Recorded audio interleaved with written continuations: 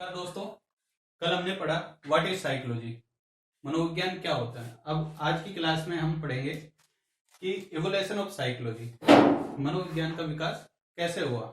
ठीक है, तो देखो 1869 में विलियम वुड साहब जो थे, उन्होंने पहला मनोवैज्ञानिक प्रयोगशाला की स्थापना की थी। क्या किया? पहला प्रथम मनोवैज्ञानिक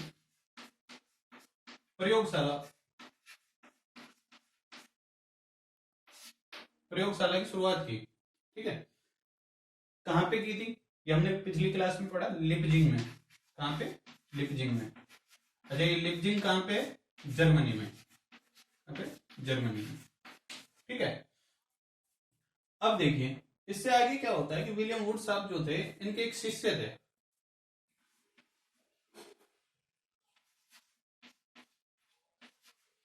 ईवी टिचेनर। क्या नाम था इनका? टिचेनर। ये विलियम वुड्स के शिष्य थे। जहां ये पढ़ा रहे थे, जर्मनी में जहां पढ़ा रहे थे, ये उनके अध्ययन कर रहे थे उनके अंडर में। विलियम साहब से ये काफी प्रभावित हुए। ठीक है, प्रभावित होने के बाद ये विलियम टिचेनर साहब जो थे, ये अमेरिका से लौटकर, जर्मनी से लौटकर अमेरिका आए। ठीक है, और अमेरिका में कार्नेल विश्वविद्यालय, कौन सा है? कार्नेल विश्वविद्यालय।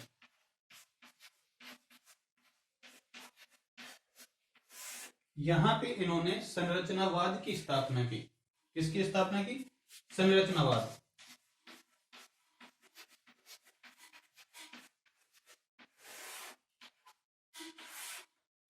संरचनावाद क्या होता है? हमने पढ़ा कि विलियम वुड्स साहब जो थे, इन्होंने चेतन के अध्ययन पर बल डाला। ठीक है, कि चेतन की जो संरचना है, मस्तिष्क की संरचना है, उस पर बल डाला था। यानी कि मस्तिष्क की स्ट्रक्चर पे बल डाला। और इनके साथ जो मतलब वैज्ञानिक थे जिन्होंने इस पे काम किया, और उन्होंने जो एक स्कूल की स्थापना की, वो स्ट्रक्चरलिज्म कहलाई, यानी कि संरचनावाद कहलाया। ठीक है, तो ऐसा स्कूल जिसमें चेतन के अध्ययन पे, चेतन के कार्यों पे बल डाला, स्ट्रक्चर पे बल डाला जाता है, या चेतन की संरचना पे बल डाला जाता है, वह स्कूल कौन सा है? संरचनावाद है। ठीक है, अब विलियम वुड साहब के बाद क्या है कि इन्होंने चेतन की दो विशेषता बताई थी, गुण और तीव्रता, और दो तत्व बताए थे, संवेदन और भाव। जिसमें विलियम वुड साहब ने भाव की एक त्रिविमीय सिद्धांत दिया था, जो हमने पिछली क्लास में पढ़ा। अब टिचेनर साहब जो थे, इनसे काफी प्रभावित थे, लेकिन इन्होंने क्या किया कि वुड साहब का जो था प्रयोग, उसमें कुछ परिवर्तन किए चेतन में। तो उन्होंने जहां दो विशेषताएं बताई थी, तो इन्होंने क्या किया? चेतन की चार विशेषताएं बताई। कितनी विशेषताएं बताई? चार।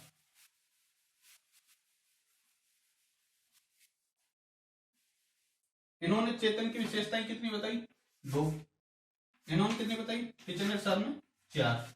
ठीक है, इन्होंने कौन कौन सी विशेषताएं बताई? गुण,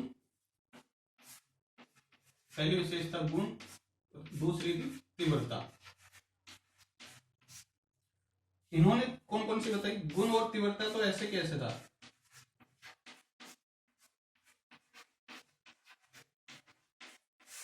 तीसरी विशेषता बताई स्पष्टता।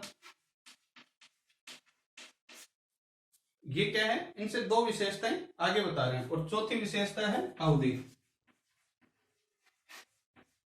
तो टिचेनर साहब ने विलियम वुड साहब से दो विशेषताएं ज्यादा बताई, स्पष्टता और अवधि।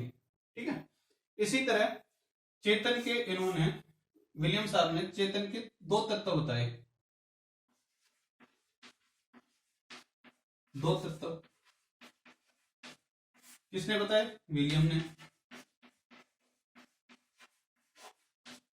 ठीक है, टिचेनर साहब ने वही दो तत्व अपने सिद्धांत में तीन तत्व बताए। कितने तीन तत्व बताए? तीन तत्व। अच्छा, कौन कौन से तत्व थे ये याद रखना है। पहला संवेदन, ये विलियम साहब ने बताया था। दूसरा भाव, ये भी विलियम साहब ने बताया था। जो तीसरा तत्व है जो टिचेनर ने ऐड किया, वो कौन सा है? प्रतिमा, इमेज। ठीक है, अब देखिए विलियम वुड साहब ने 1869 में प्रयोगशाला स्थापित कर दी, संरचनावाद की स्थापना हो गई। अब कुछ लोग ऐसे थे जो इनका विरोध कर रहे थे। और विरोध करने वालों में जो पहला नाम था वो विलियम जेम्स का था। किसका था? विलियम जेम्स का। विलियम जेम्स साहब ये कहते थे कि भाई चेतन का अध्ययन कर रहे हो, ठीक है, अच्छी बात है, आप चेतन का अध्ययन कर रहे हो, लेकिन आप चेतन की संरचना बता रहे हो, मस्तिष्क की संरचना बता रहे हो, हालांकि ये नहीं बता रहे कि मस्तिष्क काम कैसे करता है, चेतन काम कैसे करता है, उसके काम के बारे में आप नहीं बता रहे। आप तो उसकी संरचना बना के, ढांचा बना के दे दी कि भाई ये मस्तिष्क है, ठीक है, ये चेतन है, लेकिन ये काम कैसे करता है ये कौन बताएगा? तो इस बात को लेकर वो उनका विरोध कर रहे थे। तो उन्होंने क्या किया, विलियम जेम्स साहब ने 1890 में 1890 में विलियम जेम्स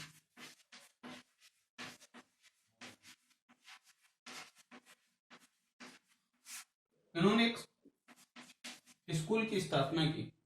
स्कूल क्या है? मनोविज्ञान में जो संप्रदाय हैं उन्हें स्कूल कह रहे हैं, यानी कि थॉट्स, विचार जो हैं, उन विचारों को मिला के जो स्कूल बने हैं, संप्रदाय बने हैं, उनकी बात कर रहे हैं। तो विलियम जेम्स साहब का कहना था कि भाई चेतन के संरचना पे नहीं, चेतन के कार्यों पे बल डाला जाए, मस्तिष्क के कार्य कैसे, मस्तिष्क काम कैसे करता है, इस चीज पे बल डाला जाए। तो इस विचार के साथ उन्होंने एक स्कूल की स्थापना की जिसे कहते हैं प्रकायवाद। क्या कहते हैं? प्रकायवाद। तो प्रकायवाद की स्थापना किसने की? विलियम जेम्स साहब ने, ठीक है। अब देखिए, विलियम जेम्स साहब जो थे,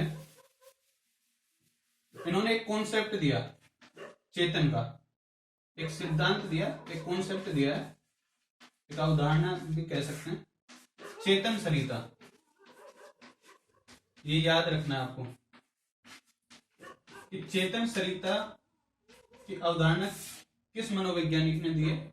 विलियम जेम्स साहब ने दी है, ठीक है।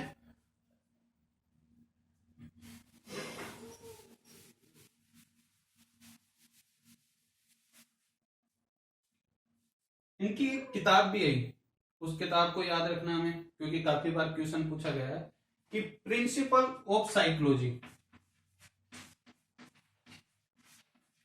प्रिंसिपल ऑफ साइकोलॉजी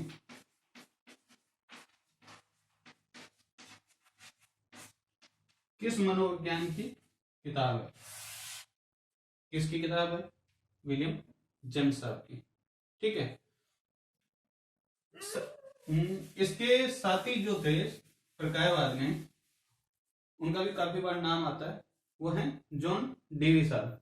कौन है? जॉन डेवी साहब, ठीक है। अब वो साथी कैसे, इनका रोल क्या है जॉन डेवी साहब का? हुआ क्या है कि प्रकायवाद का कॉन्सेप्ट तो था विलियम जेम्स साहब का, लेकिन इसकी जो औपचारिक संस्थापना की थी ना प्रकायवाद की, वो की थी जॉन डेवी ने। तो ये ध्यान रखना है कि प्रकायवाद की औपचारिक स्थापना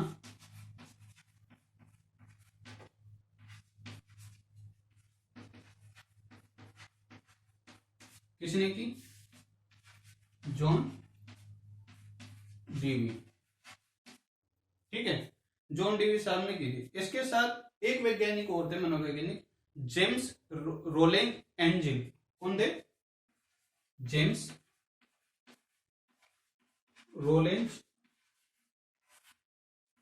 एंजिल। जॉन डेवी साहब ने और जेम्स रोलेंज एंजिल ने मिलकर औपचारिक स्थापना की किसकी? प्रकायवाद की। अच्छा, ये कहां पे की? ये 1894 में शिकागो विश्वविद्यालय में की थी। कहां पे की? शिकागो विश्वविद्यालय में, शिकागो विश्वविद्यालय में स्थापना की, ठीक है। अब देखिए, इसी के साथ प्रकायवाद के कुछ वैज्ञानिक और थे जो प्रकायवाद को अपना आदर्श मानते थे। उन्होंने भी कोलंबिया जो विश्वविद्यालय था वहां पे एक दूसरी प्रकायवाद की स्कूल ओपन की, प्रकायवाद की संस्थापना की दूसरी जगह। कहां पे? कोलंबिया में। कोलंबिया में की।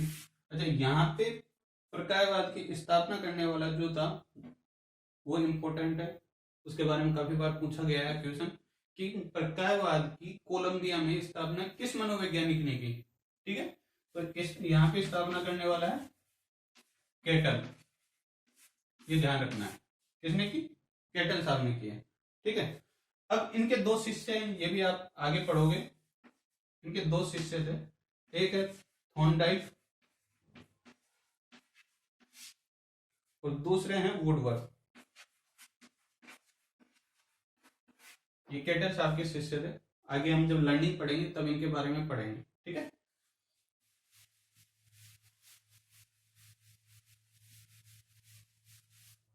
तो हमें पता चला 1879 में विलियम वुंड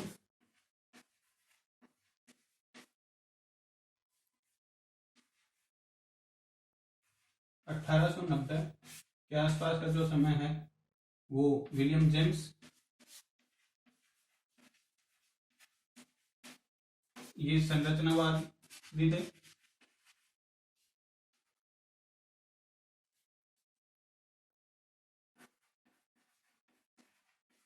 और ये प्रकायवादी थे। अब देखिए, इन दोनों के विचारों से एक आदमी और प्रभावित हुआ, जिसमें दोनों के विचारों से प्रभावित था, किसी एक से नहीं दोनों के विचार से, जिनका नाम है G.S. हॉल। क्या नाम है? G.S. हॉल। बहुत इंपॉर्टेंट मनोवैज्ञानिक हैं। कैसे हैं ये देखिए, मनोविज्ञान में G.S. हॉल साहब जो हैं, इन्हें कहा जाता है हाइब्रिड साइकोलॉजिस्ट, यानी कि संकर मनोवैज्ञानिक। क्या कहेंगे इनको?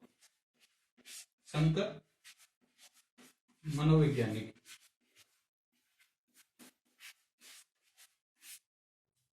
सवाल आ सकता है कि मनोविज्ञान में संकर मनोवैज्ञानिक किसे कहा गया है? G.S. हॉल साहब को।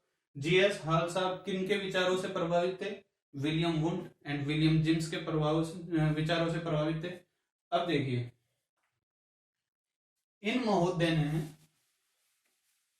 क्या किया, ये बहुत इंपॉर्टेंट है, ये भी देखिए आप। 1883 में